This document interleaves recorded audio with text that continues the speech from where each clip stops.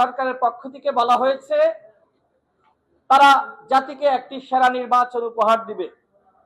সেখানে আমরা নির্বাচনের প্রস্তুতি না নিয়ে, আমরা ঐক্যমত্য কমিশনে যারা আছি সবাই তো নির্বাচন করতে চাই, সেই প্রস্তুতি না নিয়ে আমরা বরং এখানে ভিন্ন মত দেখাচ্ছি এবং আমাদের দাবির মধ্যে প্রতিদিন মনে হচ্ছে যে আমরা মত পার্থক্য তৈরি করছি। এজন্য আমরা বলেছি যে আরো 1 মাস যদি আপনারা এইভাবে আলোচনা করেন, কোনোভাবে আমরা সিদ্ধান্তে আসতে পারবো না। আমরা 9টি রাজনৈতিক দল আমরা বসেছিলাম, আলোচনা করেছি।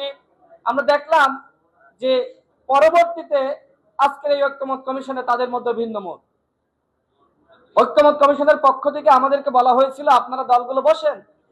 আমি আজকে স্পষ্ট করেছি যে আমরা তো বসেছি, বসার পরে দেখলাম যে আমরা একমতে আসার পরেও এখানে এসে নেতারা একজন বক্তব্য দিচ্ছে এক রকম। তো এইভাবে তো হয় না। এখন তো বল আপনাদের কোর্টে, আপনাদের সিদ্ধান্ত নিতে হবে।